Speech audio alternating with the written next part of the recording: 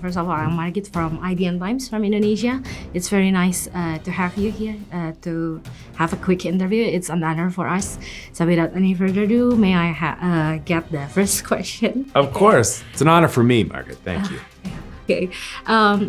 Well, as we all know, the reason why Scott Lang character is different from the other Avengers is because Scott Lang is a funny guy.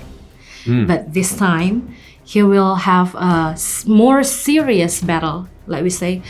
So I think it's safe to say that this movie will be a bit darker from the other two movies from Ant-Man. How do you, as Scott Lang, manage to balance the funny side and the serious side of Ant-Man? I think that's a good question because it's tonally it feels a little different than the first two.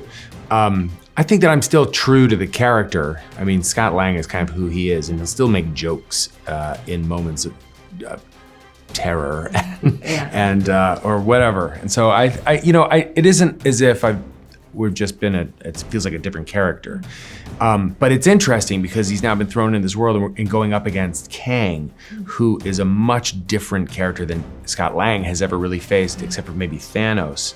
But this is just, there's no other Avengers here really. So it's true. It's you just kind of have to play the truth of the character. I feel like after the third one, I know who this guy is, and then play the truth of the scene with all of this craziness going on around me, knowing it's bigger, doing it. Okay. Are Paul Rudd and Scott Lang quite alike as a character? Well, I mean, I think I'm a parent in real life. I have a daughter in real life, and Scott Lang has a daughter. I think there are some things that are similar, and certainly any character I think an actor plays, they try and infuse it with some of themselves. But I definitely think that Scott Lang is a character, and I'm somebody else. Yeah. Okay. For some people, Ant-Man might be one of the most underestimated, if I may say, Avengers in MCU. I mean, it even showed sometimes in the movie, like people called you not Ant-Man but Spider-Man, something like that. Right. How do you see Ant-Man as a superhero? Well, the beginning of this movie, Scott Lang has written a book called Look Out for the Little Guy. And I think there is a little bit of that little guy kind of, Scott Lang wasn't born with any super abilities. Scott Lang doesn't really want to do this. I mean, he's not really sure. He's always been at odds with being a superhero.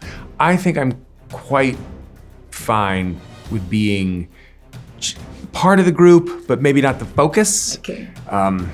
But the thing is I agree with you, he is underestimated because when it comes to stuff that happened in Endgame and everything else, he's kind of responsible for a lot of stuff. Yeah. Agree, totally agree.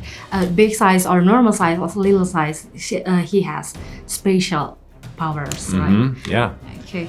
Well, yesterday I was such a fool. I was so nervous meeting you in the red carpet. Really? So I don't press the record button. No way! I did. So it's my fault. But you were saying your character Ant-Man in Bahasa Indonesia.